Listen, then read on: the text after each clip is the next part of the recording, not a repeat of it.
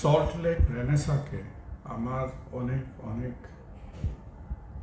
শুভকামনা।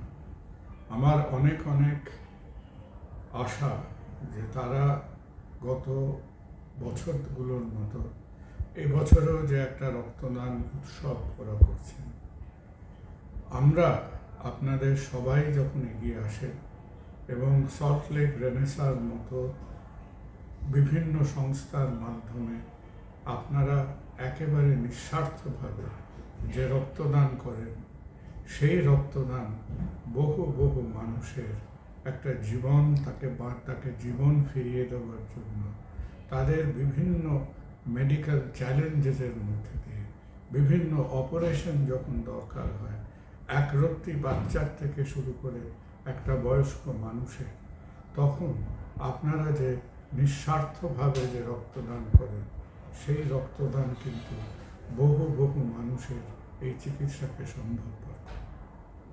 একজন সাধারণ ডাক্তার হিসেবে আপনাদের সংস্থার কাছে এবং আপনাদের সবার কাছে, যারা আপনারা রক্তদান করতে এগিয়ে আসছেন, তাদের সবাইয়ের কাছে আমার একেবারে অন্তরের কৃতজ্ঞতা।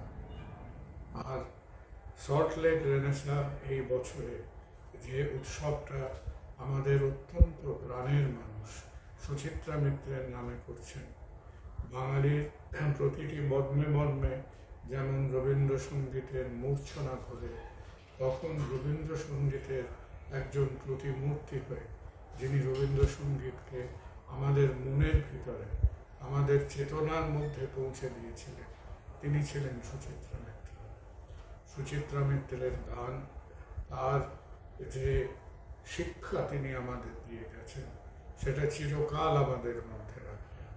এবং আপনারা আজকে সংস্কৃতির সঙ্গে আমাদের যে রক্তদান উৎসবকে একসাথে নিয়ে এসেছেন, এটাও কিন্তু ভীষণ ভালো লাগছে। কারণ হাজার হোক, স্বীকার তো করতেই হবে যে বাঙালির রক্তে রয়েছে সংস্কৃতি। ভালো থাকবেন, আপনাদের রক্তদান উৎসব ভীষণ ভালো হবে, সফল হোক, এবং নিশ্চয়ই চেষ্টা করব ভবিষ্যতে আপনাদের সব প্রচেষ্টায় আপনাদের সঙ্গে থাকতে।